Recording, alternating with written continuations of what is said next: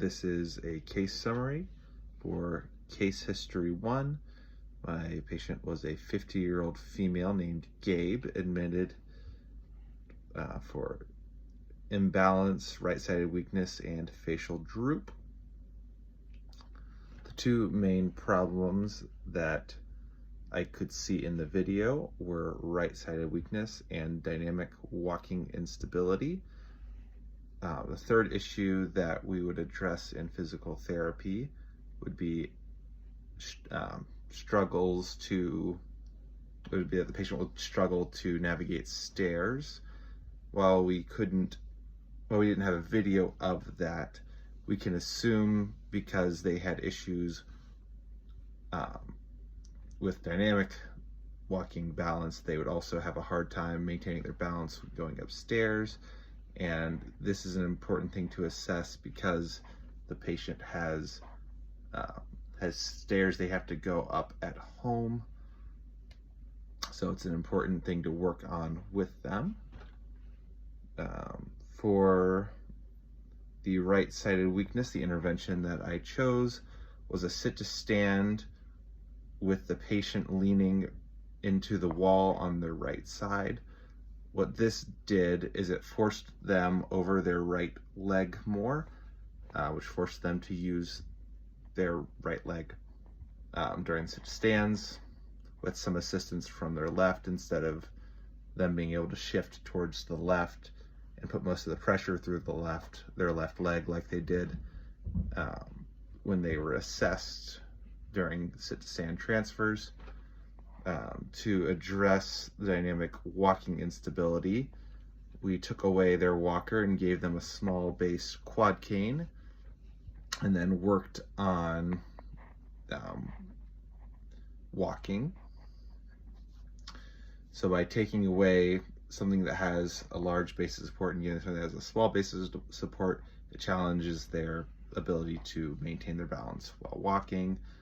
And then the third intervention that I did was I had them do a 4-inch step up. So it's about half the height of a normal stair, but it gets us started on stair navigation.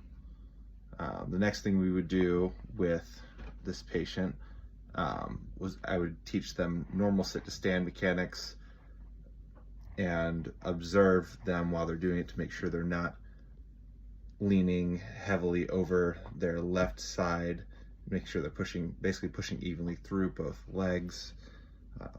Because even though to start we want to get them using their right leg more, we do eventually want them to transition back to doing a normal sit-to-stand.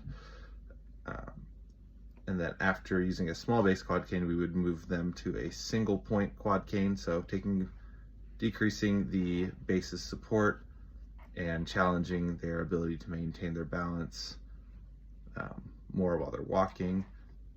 And then for our stepping intervention, we would work up to 6 and 8-inch step ups that would prepare them to go up the stairs that are going to be in their house and outside of their house. One thing I think I did well is I think I did a good job demonstrating the interventions that we would be doing before I asked the patient to do them.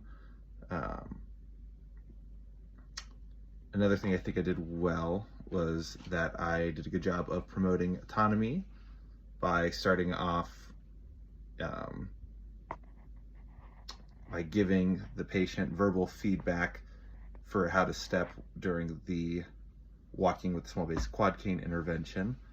And then as it appeared that he understood that sequence, I gave him less and less feedback to promote him kind of internalizing that movement pattern and learning how to do it on his own. One thing I would have liked to do better would have been during the intervention where we had to do something harder than, so I had to do an intervention where we got the patient's heart rate up higher. So basically I had to make one of the interventions harder. I made the walking intervention harder by having him walk faster and further. And the one thing that I wish I would have done better is I wish I would have given him some cues for longer, because as he started moving faster, he got out of sequence.